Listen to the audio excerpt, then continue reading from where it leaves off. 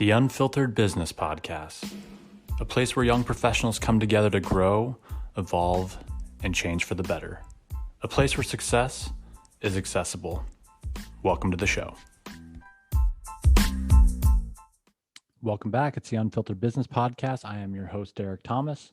It's been a week.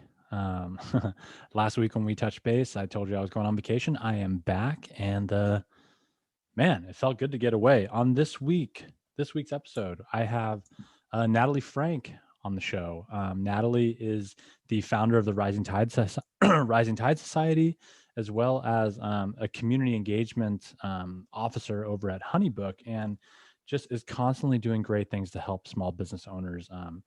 We'll get into it in the podcast, but she started off in college as just a photographer, grew and scaled her business, and then kind of morphed into this community gatherer. I mean, I don't really know the right thing to say to call her, because she is so capable of doing whatever she wants, but she has gathered this community of creatives that continuously help each other, build each other up, provide resources, and there's just so much love for this woman. And you can tell right off the bat when she hops on the show, she's just a ball of energy, and she provides so much value. And I really appreciate her coming on the show. I didn't know her that well. My wife had met her through a couple Honeybook engagements, and has actually become like a Rising Tide pod community person that's kind of helped with a couple different smaller groups, but they've kind of grown their relationship together. And Allison was able to introduce me, and Natalie is just a great person. And again, you can tell within 3 seconds, like, ooh, I'm going to like this person. She's very, very transparent. She's very thoughtful, and you can tell she really cares. And she does come from kind of that influencer world where she's got a big following on Instagram and multiple different platforms. So I think some people may tend to kind of write them off, but again, right off the bat, you can tell that this girl is for real. She knows exactly what she wants. She knows how to get there, and she knows how to build an audience that really stands behind everything that she's preaching. And again, she's awesome. She's a total rock star. She also has a book that just came out. That book is called Built to Belong by Natalie Frank. That is going to be out. I believe it's actually out. You can find it at Barnes & Nobles, Amazon, basically anywhere books are found. So go ahead and check that out. Back to the vacation. So Allison and I went to Palm Springs last week. We were gone for a total of 9 days. This was the longest vacation by far since we had started the business together.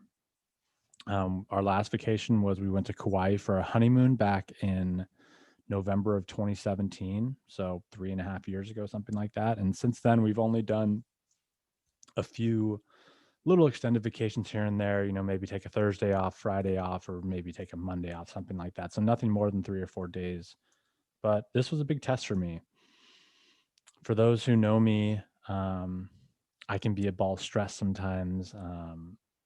I take the business very seriously, and I take our client work very seriously. And the last thing I want my clients to feel like is that they don't have, that they're not being taken care of.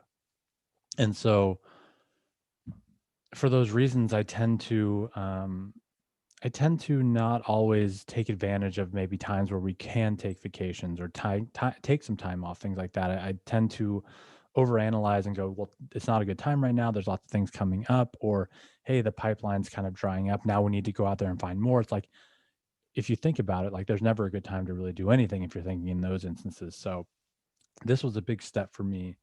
And, I want to give my team, I don't know if they're listening or not. They're probably not. They're probably busy doing a bunch of other stuff. The last thing I want to do is listen to me talk for 30 minutes, but I want to give them a ton of credit. They really, really handled shit this week. And it wasn't that I was worried about them. It was just, I worry about everything. And they really, really, they really stood up this week and took care of shit. And I can't thank them enough. I've already kind of talked to them a little bit this morning and thanked them, but I needed them this week. I needed them to kind of let me be able to unplug a bit and decompress, and I was totally able to. It was a crazy vacation. We went to Palm Springs and Joshua Tree, and again, like I didn't know what to expect. I didn't know if I was going to be on the phone the whole time, or if I was going to be checking emails or checking my Slack channels or you name it. But basically, I was able to basically check in the mornings when I had to. I was kind of always like reading up on stuff, but I wasn't responding, and I had my away message up, and the typical vacation things. But the great part was that I saw that my teammates had taken over some of the client facing. They had reached out when they needed help. They had just fucking handled shit, and that's what you want out of your team, right? It's like, how do you grow a business? Well, you build teammates that can step in when you need them to. And not one person on our team last week was I disappointed in. They were all awesome. They all stepped up. They all handled shit. They all made it okay for me to step away. And I think that's a huge step for us. I think that's something that I was hoping would happen,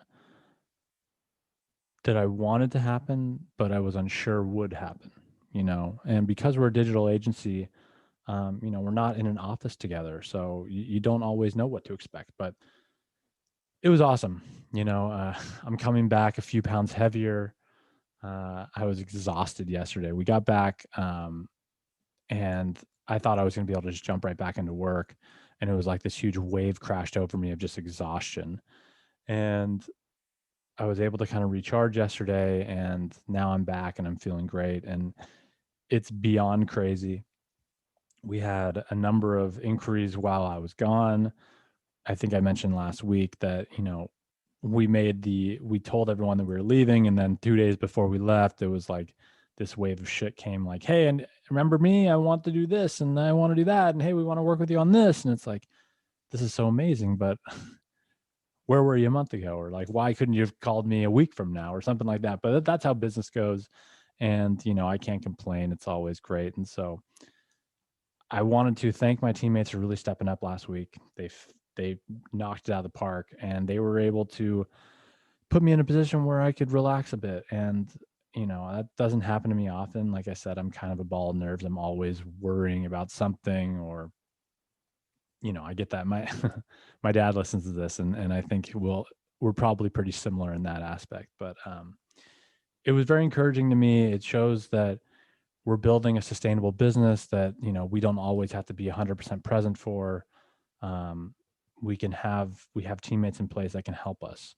And it's really encouraging because we're in a position now where we're going to need to grow. We're going to need to continue to add more teammates. We have a lot more web and design projects coming in. Um, and there's not enough time for us to be involved in everything. We'll obviously have oversight, and we'll have strategy sessions with teams, and make sure that everyone has the information that they need to succeed and provide quality product. But there comes a time when I need to lean on other teammates to step in, and so far so good. I'm thrilled. I'm really excited for the future. So yeah, that's my thing. Going back to the vacation, it was wild. Like, so Palm Springs in March typically is somewhere in like the 70 to 85-degree mark. So I packed like I was going to Hawaii. I packed nothing but board shorts and Hawaiian shirts, and I didn't bring one pair of sweatpants. I think I brought one sweatshirt. We get there and it's actually beautiful. It was like 75 degrees. We went out and hung out at the pool. I got to go in the hot tub, which is one of my favorite things, which I haven't done in months because of COVID. But we enjoyed that. And then like 2 days in, the weather just completely turns, and it got cold. It was windy. It was rainy. It was absolutely like not what we were expecting, to the point where we were golfing on Wednesday, and we're talking like 45-mile-an-hour winds. And these winds are coming off the whatever mountain range that is, down there in Palm Springs, but there was snow on the mountain. So the wind was freezing. It was almost, I almost like walked off. I was like, I'm done. I can't do this anymore. But it was a blast. And then we went to Joshua Tree, which again, I'd never been before. All I've seen is like the Entourage episodes and, different movie scenes where they're driving in. It's like, oh, it's going to be warm there. We get there and it's snowing. It was insane. Like we pulled up to the Airbnb and we walk in the house. So it's snowing outside. We walk in the house. The thermostat reads like 51 degrees. Like we were freezing our asses off. It took 3 hours for the house to warm up from 50 to 60. And I had like one sweatshirt and shorts, I was just freezing my ass off the entire time. But thankfully it did warm up a little bit at the end. My buddy Derek was there, who brought a slack line. I'd never done that before. It became like a little obsession of mine. We brought the guitars, we brought the amps, we got to have a little jam session. It was a great vacation. Alice and I got to spend some really nice time together, had a couple dinners, and, just relaxed by the pool, had some drinks, probably a few too many, but that's a different story. Anyways, it was a great vacation. I'm excited to be back. There's a lot of work to be done. And this podcast, I'm super pumped. I was actually like missing doing the podcast. So I'm really looking forward to continuing this. I need to book some more guests because I'm starting to fall behind a little bit. So don't be surprised if there's like maybe an episode here where it's just me talking. But, my goal is to have an episode for you guys every single week. So I'm not going to give up on that. And we're going to hop in the episode now because I've talked way too long. So we have Natalie Frank. Again, she's amazing. You'll get that from her within the first 3 seconds of her speaking. But she really preaches this community over competition. And, this wasn't something that I was necessarily fully bought in on when I first jumped in like 2 or 3 years ago. I was more like, let's get all the business we can get. Everyone's competition. If we give up something, that's something that I'm missing. And she preaches community over competition and kind of this win-win mentality where everyone's winning, and the rising tides raises all boats, and, all that kind of stuff. And the more I listen to her, the more I understand kind of the importance of all that stuff. And she also talks about the difference of community versus networking. And I think that's something that's misconstrued quite often in the business world. So I'll stop talking. She explains it much better than I do. I hope you guys enjoy it. She's awesome. Check out her book. Again, it is Built to Belong by Natalie Frank. So it's available wherever you guys find books. So enjoy her. She's amazing. And see you guys soon. All right. Now joining the show, we have Natalie Frank. Thank you for coming on the show. It's good to see you. Good to see you too. Thanks for having me. Absolutely. So so I don't know you very well. I've known you through a couple different events. My wife knows you very well, but the thing that I love about you and that you emote across all of your platforms is that you're a community builder. And before we get into kind of the different things that you founded and the things we stand behind, I want to know a little bit about your history. Like, how did you fall into this position that you're at? What happened before Rising Tide Society and all those things that we'll get into? Yeah, before Rising Tide, I was a full-time wedding photographer. So I built a wedding photography business in my hometown of Annapolis, Maryland, and ran that business as a means at first to pay for college. So I actually started my senior year of high school photographing seniors, and then in my freshman year of college expanded into weddings and caught the bug. I mean, to say I caught the bug is maybe an understatement. I became obsessed with weddings and really dove headfirst into the wedding industry and into creating a photography business, and ran that business throughout college, graduated. And instead of going and pursuing a traditional 9-to-5 job or a corporate career, I took the wild leap and became a full-time photographer, and grew that business from there. And then ultimately it was building that business that made it very clear to me how much of a need there is for true community, like genuine relationships and community, not the same as networking, right, in the small business and entrepreneurial world. And that ultimately led to my interest in community building, which led to creating and co-founding Rising Tide, and the journey that followed. Right. Well, the thing that I love about the community side of it is that you're so right. Like, we hear a lot about networking. It's who you know, it's who you're connected with, all those kinds of things. But I think when you say community, it means something much different, where it's like, no, we just want people to kind of like prop each other up. It's like this entrepreneurial lifestyle is a very lonely place at times, especially if friends are not supporting you the way they thought you would, or families, or people are like, hey, why are you doing this? We need those people that are going through similar things that we are. And did you kind of see that like as a need, or is this something that you've just had inherently inside you? Like, how did that come about? Well, I think I felt the opposite of that. And I think Mm, what I experienced was like the pain, right? The lack of community. mm, I guess I should say, like, as my business grew and as it became more successful, I checked all those boxes that I thought I was supposed to check to quote unquote make it as a photographer, make it as a small business owner. right. And yet, it didn't matter what revenue goals I was hitting. It didn't matter whether I, was hiring or how my business was scaling. I felt alone. I still felt completely isolated, disconnected, and alone. Right. And I realized very early on, this was probably about maybe 2 years out of college, I had transitioned into being truly full time in this business. Um, that if I didn't change something, it was going to kill me. Mm, Like if I don't mean that as an exaggeration. I genuinely mean my mental health was taking a horrendous hit from being in isolation, working in isolation, mm-hmm. spending my entire day, you know, behind a computer without any real authentic human interaction, Right. and building this business, pouring my heart and soul into this business. And so for me, I think I became interested in building community, not because I was some great community builder, but actually because I was the chick that struggled with jealousy and Mm, comparison and felt alone and felt isolated. I'm an Enneagram 3. So I'm like, how much can I achieve? How much can I do? How many gold medals can I win? That's not really the kumbaya type, right? no, So that's me I, too. yeah, a lot of us actually, a lot of us who become really passionate people about relationships and community, it comes from that place of, the loneliness, the antithesis, the unhealthy extreme of pursuing, win-win-win instead of the win-win. Right.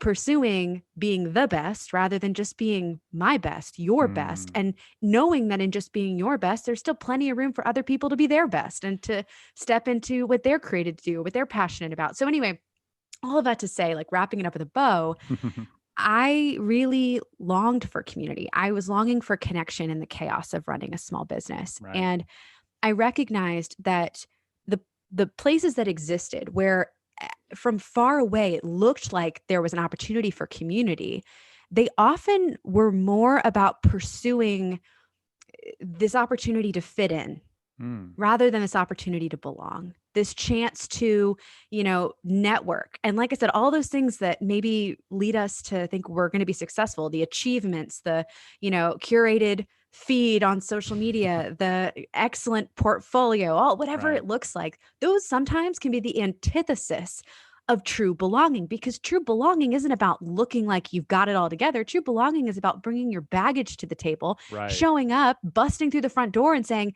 hey, here's who I am. Here's who I really am, not who the world wants me to be, not who other people think I am, but like, here is who I really am. Hmm. And being met with acceptance on the other side. And I longed for that. I needed that. And I felt like there had to be a way to create that because I couldn't find it. I couldn't find it authentically. And so, um, that led to a lot of honest conversations with local friends, like just like we're having now, where I'm like, look, Yeah. this can't be the way it has to be. Like this, it has to be better than this. I don't want to always walk into a room and have to pretend like I've got it all together. I'm, juggling at that season in my life. I had just been diagnosed with a benign brain tumor. I'm juggling health stuff behind the scenes. I'm trying to build a team. So, if God forbid something happens to me the day before a Right. wedding, we've got them covered. My clients are taken care of, like trying to do these really heavy things. And I was done doing it by myself. I was ready for something different. And so those conversations are what led to thinking about, okay, well, what would Yeah. that look like? And Rising I Tide mean, was I can born totally from that. see where this is all coming from. I mean, I want to circle back to what you just said, is that Mhm. being able to show up as yourself, right? Being able to show up, bring my bag to the table and be accepted. It's Yeah, very sad how little of that there is right now. And I 100%. think the one thing that 2020 taught me is that people want to work with real people. People want to work with people that they like, that they enjoy their company. Like there's I think that's the big shift happening, is like the humanizing of your brands, right? And we could talk about photographers, we could talk about tech companies, we could talk about anything. And I think this idea of working with this big overarching business that has no face, that has no personality, it's like people are over that. They don't want anything to do with it. So I love that you had the foresight to kind of start this community of like, hey, we're going to accept people for who you are, and chances are there's a million other people out there like that. um I applaud you for doing this because it's something it seems simple in when thinking it up, like, oh yeah, we'll just build a community of creatives that all love each other and that sort of thing, but like it's not happening as much as you would think it would. Right. I don't know. There's no question there. I just think it's interesting how these things are. You would think that finding like-minded individuals would be something that like is welcomed, but Hmm. sometimes because of that jealousy and because of those fears of comparing ourselves to others, it keeps us kind of inside and don't want to come out. Yeah. Well, look, as human beings, we have a very challenging dichotomy happening in Mm, our DNA and in our wiring. And this right. is what I wrote. I just wrote a book. This is what my book at the heart of it is really about. It's the fact that human beings are both created to compete. We have all of the wiring to survive, Hmm. to outlive, right? To thrive if we can in our environment, to do whatever it takes to survive. Like Hmm. it's a very basic fundamental need. We're created to compete. And yet we're also social creatures. We are built to belong. Right. And so there is this challenging intersection at which we are both striving to be our best, or in some cases, the best. And yet, when we drive that car too far off the road, then we're left with loneliness and isolation. And we're Right. lacking something that's just as fundamental to our being as oxygen is to our lungs. And that is belonging and connection and community. So you're right. You're nailing it on the head. There's this immense challenge that faces every single one of us. And in certain seasons, in certain, industries, in certain personality types, those challenges might be slightly, more difficult for folks. Like Hmm. entrepreneurship's a great, sort of case study to look at. It's a space where you're dealing with people who are taking a huge risk Hmm. by stepping out from maybe the perceived comforts of a corporate job or the structure and safety, right? To do something bold that they want to do. Right. That takes a lot of grit and gusto, and dare I say it, that competitive drive to keep Yeah. fighting, that resilience. And so you can look at a cohort like that of folks, or, even I use motherhood a lot as an example. I've used infertility as an example, Hmm. different things that I can personally speak to, my own life experiences. But the truth remains the same. It's like this is that challenge that we're all faced with. It's how do you navigate a world where you're going to compare, you're going to compete, and dare I say that that doesn't always have to be a bad thing. Like we Right. can acknowledge it and say, we are competitive. We're going to compare. Why? That's how our brains are wired. That's wired within us. It's not something we are consciously doing. It's something that starts beneath and bubbles to the surface, bubbles to our higher level consciousness. Right. And yet, if we can keep it in check, if we can acknowledge it and not say it's not demonize it, not say, oh, competition is bad. Competition's not bad. It's not community without competition. Hmm. It's just people above it. Right. People above it, people above profit, people above competition. I always say, like, I have a little note actually, yeah, in one of my planners. It says, we over me. It's like Mm. we over me. Like, how am I always lining up with, like, how am I putting that collective need at the forefront of how I'm working? And I'll say one last thing and I'll stop rambling. This isn't just a feel good strategy. So for folks who are diehard business folks that are listening to this going, yeah, that sounds great, Nat, like love people, put them first, Sure. sure, I feel in my bones from a values perspective, that's the right thing, but isn't that going to cost me in business?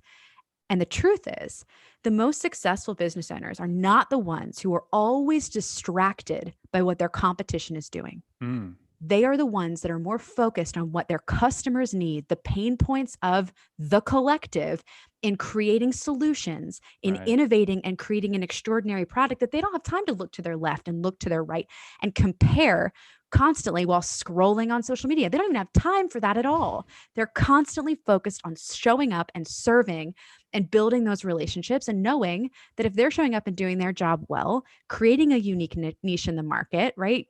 Understanding their differentiating factors, not trying to be the best all the time, although that's great too, but like Hmm. trying to be their best, trying to hone in on what they have to offer. I really believe like that's a path to success. That's an Oh yeah. ingredient, a bunch of ingredients that lead into some kind of success equation in which, when you're bogged down by that constant comparison, you are drowning in what you feel like is the flight or fight response to that competition that you see constantly on the internet. It's, Mm-hmm. kind of consuming you. You're not sure how to move forward. You might even be afraid to take your next move because, it creates this really unhealthy environment from which, creativity doesn't thrive in that. Totally. And certainly serving clients well doesn't thrive in that. And so, Well, yeah. if I could step in for just real quick, I think it's this idea I think a lot of us fall into is that we think there's some like rule book to running a business, right? But the truth is, I mean, the modern business is only 100, 120 years old. And in the last 10, 15, 20 years, that change has been so exponential with just the amount of exposure, the potential exposure you have, the amount of voice that we all have on all of our different platforms. There is no perfect way to run your business. And so what resonated with me is what you said, like, some of these hardcore business people may think that, the community thing, it's like, yeah, that's great, but like, I need to focus on my business. It's like, no, I think we're shifting in that to that manner where it's like, no, let's focus on those around us. The rising tide lifts all boats, right? It's like, let's all help each other and we'll all rise up. I think it's super important. And I think we tend to fall into this trap that, the older business people that we see on Instagram, the Shark Tank people, the Bill Gates, all these guys, like they were running business at a different time, and not to say that they're doing it wrong, but I think our generation is changing the framing of how we can do this successfully. And I think down the line, there's a big opportunity for a lot of people to run businesses that's not necessarily millions and millions of dollars. It's like, no, just run a business that you love. You can make a living. There's nothing stopping you. And that's what I love about kind of our millennial attitude. It's like, I don't want to be I don't want to be miserable for the next 30 years. And then hopefully I have a nice retirement nut that I can like fall back on. Like, no, let's like chase our dreams. Let's go for it. Why not? Especially after 2020. It's like, who knows? We may be trapped inside forever. Like, let's do something we enjoy. That's kind of the way that I've shifted. And I was not always like this. I was, and kind of going back to what we were just talking about before, Allison's always been the community person. I used to be like, why are we wasting time on this? I need to go out there and sell. I need to go out there and do more. But the more I've learned to embrace that side of it, it's like you said it. It's like we can understand what the customers want because I'm talking to more people who provide a similar service. You can learn more. It's like your own little mini case studies. I think it's super valuable. I think people need to really kind of wrap their heads around it, to be honest. Yeah. Yeah. And look, I think one more thing to point out here too is as you're growing, whatever it is that you're growing, as you're building whatever it is that you're building, there are going to be plenty of doors that you can open. But there are going to be some that only other people can open for you. There are going to be doors that doesn't matter how hard you tug at that door, like the lock's not going to budge until the right person comes along and has the key or knows a better door for you to go down. Like that's something I've experienced so many times in my career. And it's one of the reasons why I believe wholeheartedly that my success isn't even my own. Like there's so much of my success that has been either me standing on the shoulders of someone who's come before me, who's maybe shattered a glass ceiling or transformed the way that an industry is run or provided new technology that's made it more accessible to create a small business. I think about that all the time. Like I had a camera, not even a particularly great one when I started this, and that was something my mom gave to me.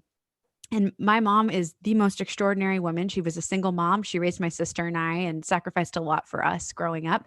And I remember her giving me that camera. And I remember it being a way for her to impart to me sort of a form of therapy. She thought art would help me with my own mental health struggles. And so she gave me this camera. And, that alone is immense privilege in the process of becoming a small business owner. That alone is sort of a door that was opened for me by someone else. I stepped through it and I learned, I learned everything I could about that camera. I built that photography business from the ground up, but there were other women who had stepped into the wedding photography space when it was a predominantly male dominated field. One of them, for example, is Jasmine Starr. I will never forget when my first mentor, who was a man in Washington, D.C., a very well-known photographer, said to me, women don't really shoot weddings, Natalie. They shoot families. He's like, I only know of one really big wedding photographer, Jasmine Starr, and predominantly women shoot families. And I just like, you don't tell me I can't do something, Right. right? Like That would I irk the got hell out of real fiery. And this wasn't that long ago. There are people who I'm friends with who have been in the industry longer than I have. This was back in like 2007, 2008. And so I vividly remember that, although now that I'm saying that, that is pretty long ago. I mean, it's been a while, but, so much has changed. And so I say that to say, like, so much of our success as we grow has to be attributed to the ones who've come before, the folks that have paved the way. me. Hmm. In my case, privilege that I didn't earn, but I have, and also working to make this industry more equitable so that those Right. doors are more freely open, so that we're if you're someone that has had that success, has made it, and this is what the rising tide is all about. It's not raising up some boats and not raising up others. It's about equitable raising of the boats, right? Right. So it's about saying, hey, when you have that success, then you also owe a debt. You owe a debt to make it easier for the ones that come behind you. You owe a debt to maybe also chip away at a glass ceiling yourself, or amplify the voice of somebody, who's rising up and doing extraordinary things. Like, this is what community can do, and it's Right. powerful and it's transformative. And I think it's something that no matter how long I do this, I will always be very passionate to fight for. Um, because I recognize how in my own trajectory, so much of it was due to community and relationships and people looking out for me, or, vouching for me when I Yeah. was an 18-year-old kid with a camera trying to pay for college. Like, there's so much of this journey that I owe to other people. And so I've worked really hard the last 5 years to try to find ways to kind of cultivate that as my little debt of gratitude to give back, and to make this easier for somebody today that raises their hand and says, I'm working 9 to 5 as a graphic designer in-house for a company, creating, I don't know, designs for medical device company. And I am not fulfilled creatively, right? Hmm. I want to take this risk. I want to go freelance. I want to do my thing. And like, how do we help that person to make it easier for them to take that leap, to land in a safe space, to be supported both, you know, educationally, relationally, and all Hmm. aspects of cultivating that business. And I think that if you look at like, what does Rising Tide do? That's really the heart of it, right? Even Honeybook, look at what Honeybook does. That's all at the heart of it. It's like, how do we support this rising economy of Hmm. small business owners, of freelancers, what we believe to be the future of work, what we believe to be the future of how human beings, show up, make a living, and feel fulfilled day in and Right. day out. It's going to look different in the future. Totally. There's so much we could go into from a nerd, like robots, y'all, right? Artificial intelligence, It's true. algorithms. Like, there are things that are transforming what humans do to Hmm. contribute to the economy. What jobs exist today will not exist in 10 years. There are Yeah. many. 2 years. Um, Yeah. It's crazy. You're right. I mean, self-driving cars and trucking being one of the largest industries, I believe, in the United States, and knowing Hmm. that multiple companies are trying to do self-driving trucking, Right. and shipping, right? And so that is like a very prime example. A lot is happening, and I just Hmm. believe we need to work hard now to prepare this future of work for all generations, to be able to step into something new, to build a business or take their passion and monetize it. Yeah, and I think what you guys do a great job at, both with the community at Rising Tide and Honeybook, is that you make this idea of creating your own business more accessible, right? It's like, hey, because that's one of the biggest things that keeps anybody. I have a couple friends that very hard workers, very smart, could do whatever they wanted, right? And we'll be sitting over a couple drinks pre-COVID, obviously, but we'll have some drinks and we're like daydreaming about the perfect business, right? For a long time, we wanted to start a brewing company. We're like, oh yeah, we'll have this we actually came up with a name. We're like, we want to call it the Golden Hour. It's a place you can come get drinks, whatever, blah, blah, blah. But what holds people up are these little things that scare the hell out of us, right? It's like, how do I get an LLC formed? How do Right. I start invoicing clients? How do I, like, all these little things that there's so many people out there willing to help you. And I Mhm. think that's what I could, this community that you're building, what Honeybook does for their people, it is so invaluable for just that entry point into the whole entrepreneur business owner space. And I think we need to spread the word, because I think that this is the future. The future is small business. Yep. And this kind of goes into my last question here, and I mentioned this to you before, but I don't want to call you an influencer. You're so much more than that, but you are a person of influence online. You have a big following on Instagram and a couple other platforms. I want to know how 2020 affected you because of this small business, community that you've been supporting all these years, where, unfortunately, for no fault of their own, a lot of these small businesses have been hurting, and there's really nothing they can do. We're talking restaurants, the photography business. I mean, weddings were completely shut down. Right. How have you been able to navigate through all this craziness over the last year? Yes, it's sort of twofold in my mind. The first, from the community standpoint, at an operational level, really what we built prior to 2020 was an in-person community. Mm-hmm. We had online components. We have a Facebook group with over 75,000 people in it, but truthfully, what we invested in from an infrastructure perspective were our local chapters, our small groups and hometowns all across the United States, Canada, and in other certain cities around the world. And the minute this pandemic swept across, we had to stop meeting in person. It wasn't safe to get 50 people together or 300 in Los Angeles in a tiny crowded room. That Right. was no longer safe. And so that simultaneously happened in parallel with these people we support, their entire livelihoods being canceled, rescheduled, put on pause. I mean, the wedding industry makes up a significant portion of our community.